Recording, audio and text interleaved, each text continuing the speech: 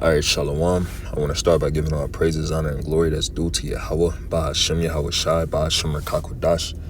Double honor to the apostles and elders of Great Millstone who rule well. Peace, blessing, salutations to the whole Philek Akim, scattered throughout the four corners of the earth, giving all diligence to make their calling and election sure, as well as hastening the coming of our Lord Yahweh Shai. Real quick video through the spirit and power of Yahweh Ba'ashem Yahweh Shai. As 2024 has been coined the hopeful year of Jacob's trouble. And if you look at Jake down there in Cuba, they're definitely going through trouble at this very moment. Okay. They've been plunged into darkness. Okay, the power grid is down in Cuba, and it's over 10 million people down there. So, me personally, I haven't heard anything on the news concerning this, talking about this. Pretty much nothing, and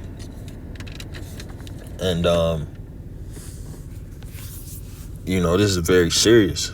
Okay, I'm gonna play a few video clips so we can just kind of get an idea of what's going on there, and I'm gonna grab the scriptures, because the scriptures talk about how the Lord will smite Egypt with plagues as before, pertaining to Babylon the Great, America.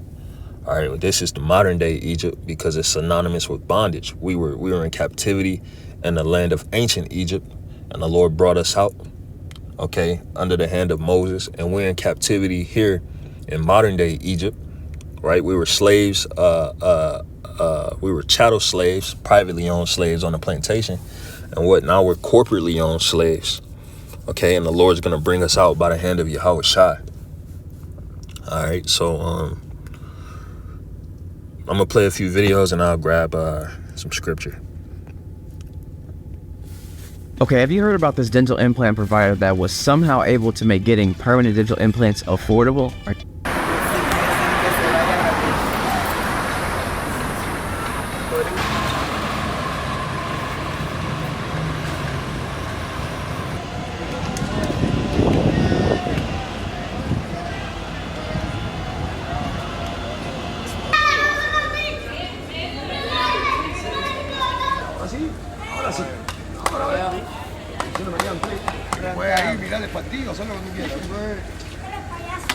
Vale.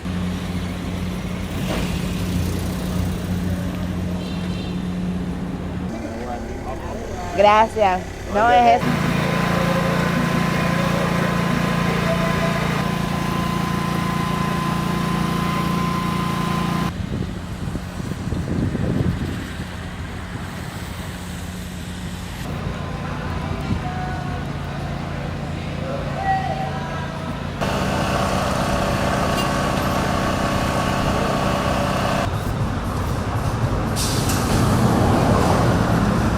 Cuba is suffering a third major setback in restoring power to the island as millions still remain and stay in dock. The national grid of Cuba has collapsed thrice in the past 48 hours. While authorities have managed to restore power for 1/5 of the island's population, 10 million people of Cuba are still without electricity. More in this next report. Take a look. Cubans line up at a bakery in Old Havana, trying to make do without power. Most of the island's 10 million people still don't have it. State-run media says the national grid collapsed twice within 24 hours. We're used to enduring everything in life because we can't do anything else, says this man. On Saturday, the government said it's making progress in re-establishing service, including to hospitals and parts of Havana. The country's top electricity official said the grid operator was trying to boost capacity in the system to get several plants going and bring power back to broader parts of the country. He did not directly confirm the second grid collapse, creating some confusion about what actually happened. Even before the collapse, an electricity shortfall forced the communist-run government to send non-essential state workers home on Friday and cancel school. For weeks, blackouts have been getting worse across much of the island, sometimes lasting up to 20 hours a day. The government blames deteriorating infrastructure, fuel shortages, and rising demand. Cuba does not produce much of its own crude oil, and this year Venezuela, Russia, and Mexico all reduced exports to the country. Officials say strong winds that began with Hurricane Milton last week complicated fuel delivery. Cuba also says the U.S. trade embargo and sanctions under former President Donald Trump make it harder to get fuel and parts to run its oil-fired plants. The U.S. is denied a role in the collapse. Yeah, man. So you got, I'm pretty sure crime there is probably pretty bad, considering it's not even a modern country. You know, you can see the buildings are pretty old. You know. President Donald Trump. Yeah, if you just look at it, the buildings there are pretty old. Look at the infrastructure. That's one of the things that they had mentioned. So, and this video was 15 hours ago, so you gotta imagine they're still in darkness. Now, imagine, you know, when things like that happens, lawlessness happens. Imagine a crime that's happening. Okay? Imagine a crime that's happening there, man. You know, considering it's darkness. You know, people don't have food. I think Cuba's the country where they don't even get modern cars sent there. All the cars that are sent there are still like 60s, 70s, 80s, maybe 90s type vehicles. You know, because yeah, man, they're just not a modern country. So the hell there is pretty bad. Now the scriptures speak about America, aka Babylon the Great, catching plagues the same way that Egypt did. All right, and this is one of the things that's gonna happen here in America, here in Babylon the Great. And while we are suffering, especially the hopeful elect are suffering particular trials right now, you know, where things look bleak, you know, back against the wall, man. There's no way out unless the Lord deliver you. And we're going to be put in even worse predicaments. Okay? We're going to, at the scripture saying, 2nd Ezra 14 and 14, let go from ye mortal thoughts, cast away the burdens of man, put off now the weak nature. For yet greater evils than those which thou hast seen shall be done hereafter. So greater evils than the ones that we're suffering right now. Evils just meaning bad times. Greater evils are going to be done, man. And the faith of every brother is going to be tested, you know, whether you catching hell right now or not. I mean, if you're not catching hell right now, your time is going to come where you're going to catch hell. And, you know, and brothers have children. Brothers have wives. And it's up to Yahweh Ba'Shem Yahweh Shai. First of all, it's up to us to have faith in Yahweh Ba'Shem Yahweh Shai. And the Lord's going to deal with us according to that, man. You know, so with the hell that we catching right now, if you can't see the Lord delivering you out of the hell that you're catching right now, then you're not going to stand a chance when Babylon is plunged into darkness. You know. So let's go here. 2nd Ezra 15 and verse 10. It says, behold, my people is led as a flock to the slaughter. I will not suffer them now to dwell in the land of Egypt. All right, which is America. It says, but I will bring them with a mighty hand and a stretched out arm and smite Egypt with plagues as before. All right, that mighty hand and stretched out arm is the Lord Yahweh Shai, man. He's how we're going to leave here. Okay, it says, and smite Egypt with plagues as before, and will destroy the land thereof. All right. And then we're going to go into the book of Psalms 110 and read the plagues that were cast upon Egypt. It says, Egypt shall mourn, and the foundation of it shall be smitten with the plague and the punishment that the Most High shall bring upon it. So these different plagues are going to come here to America. All right. Now, Cuba already suffers food shortages of everything, man. And then they get cast into darkness.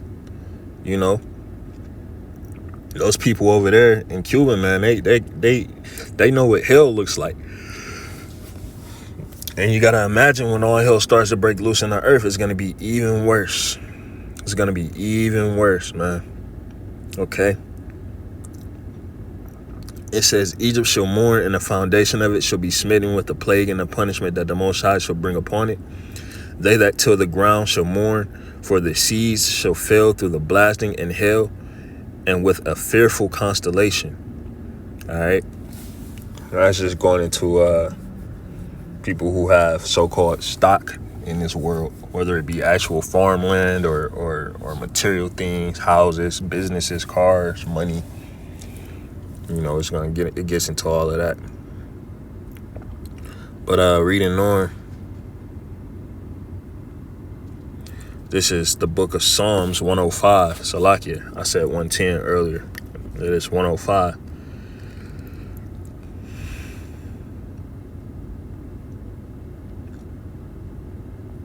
Let me see where I want to go.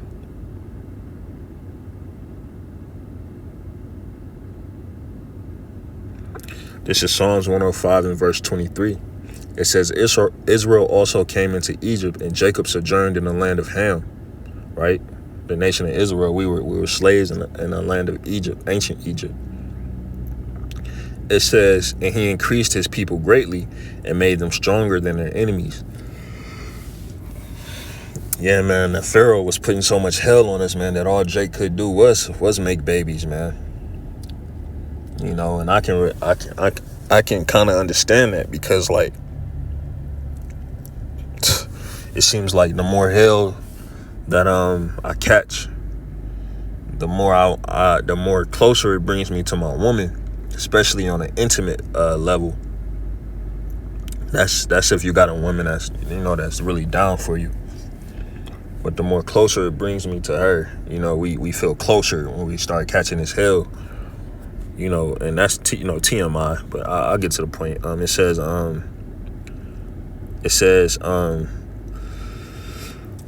and he increased his people greatly and made them stronger than their enemies. He turned their heart to hate his people, to deal subtly with his servants, right? That's the spirit the Lord put upon the Egyptians.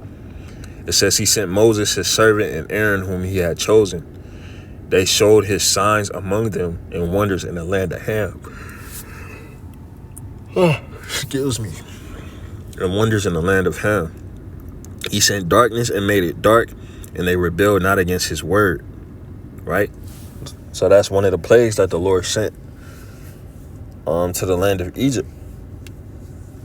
All right, to smite the Egyptians, man, for the punishment they put upon Israel. All right, it says he sent darkness and made it dark, and they rebelled not against his word. He turned their waters into blood and slew their fish. Their land brought forth frogs in abundance in the chambers of their kings. He spake, and there came diverse sorts of flies and lice in all their coasts. He gave them hail for rain and flaming fire in their land. He smote their vines also in their fig trees and brake the trees of their coasts. He spake, and the locusts came, and caterpillars, and that without number. And did eat up all the herbs in their land, and devoured the fruit of their ground, which would bring famine. Okay. It says he brought them forth also with silver and gold, and there was not one feeble person among their tribes. So even when the Lord delivered us out of Egypt, man, we didn't leave empty-handed for sure. Right? We took the spoil of the Egyptians. You know? So yeah, man, you can expect some of these plagues, if not all of them, to take place here in modern day Egypt, which would be America. And you're getting a glimpse of it by way of looking at Cuba. Okay. This is the book of Wisdom of Solomon, chapter 17 and verse 1. And this is going to give us a little bit more insight onto that darkness. It says, for great are thy judgments and cannot be expressed. Therefore unnurtured souls have erred. For when unrighteous men thought to oppress the holy nation, they being shut up in their houses, the prisoners of darkness, and fettered with the bonds of a long night, lay there exiled from the eternal providence. All right? It says, for while they supposed to lie hid in their secret sins, excuse me, they were scattered under a dark veil of forgetfulness, being horribly astonished and troubled with strange apparitions. So that darkness was a spirit that the Lord sent upon the land of Egypt. Right? And in the midst of that darkness was what? Spirits, apparitions, demons, you name it. And these people were being tormented by it, the Egyptians that was. It says, for neither might the corner that held them keep them from fear, right? Because you could find a corner and sit in a corner. Right? You got your back against the wall. You feel like you're in a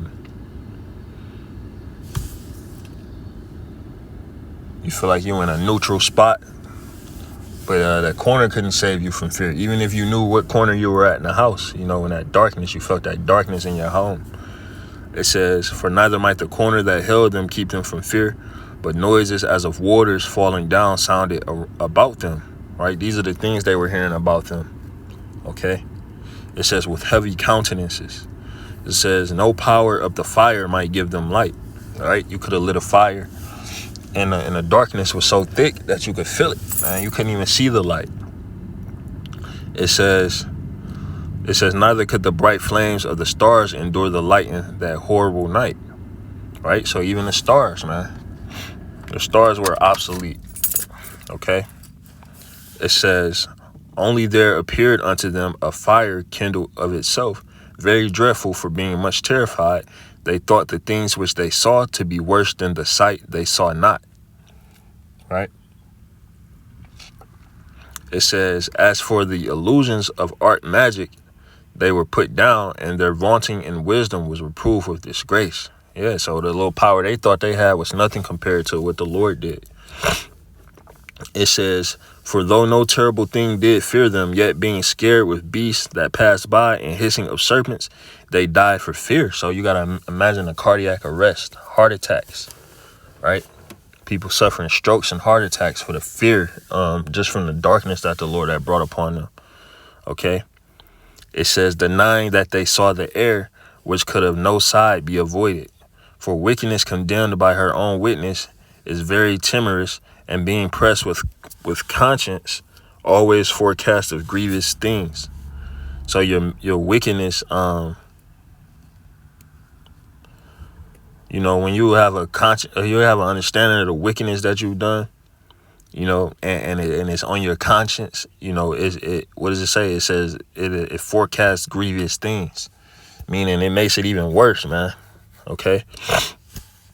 It says, for fear is nothing else but a betraying of the succors which reason offers. All right. So your fear is it comes from the lack of what you understand. It comes from your lack of understanding, right? Where there is an explanation for what's going on, which could soothe you, but the fact that you don't know the explanation is going to make it even worse. And that's what's going to happen here in Babylon. When these people, when all hell starts to break loose, they're not going to know why. Okay? They're not going to know why, which is going to make the situation even worse than what it already is. Whereas the scriptures say that wisdom and knowledge shall be the stability of our time. So the fact that we're going to have the wisdom, knowledge, and understanding of Yahweh Ba'Shem Yahushai, the hopeful elect that is going to comfort us. And we're going to have Yahushai, the angels, supping with us, everything in itself. It says, and the expectations from within being less counteth the ignorance more than the cause which bringeth the torment. So your ignorance of the situation, meaning just not knowing, makes it even worse than the actual torment. Makes the actual torment even worse, just being ignorant of it. And they're Egyptians, the Hamites, they're heathens, so they're ignorant of Yahweh Ba'Shem Yahushai, man. So I just wanted to get into this real quick, man, just to give some some foresight, all right, some hindsight from ancient Egypt, and give some foresight to what's to come, So, Cuba plunged into darkness, 10 million people, man, You got to imagine the crime and the things that are going on there when the sun goes down, even during the daytime, man. But especially when that sun goes down,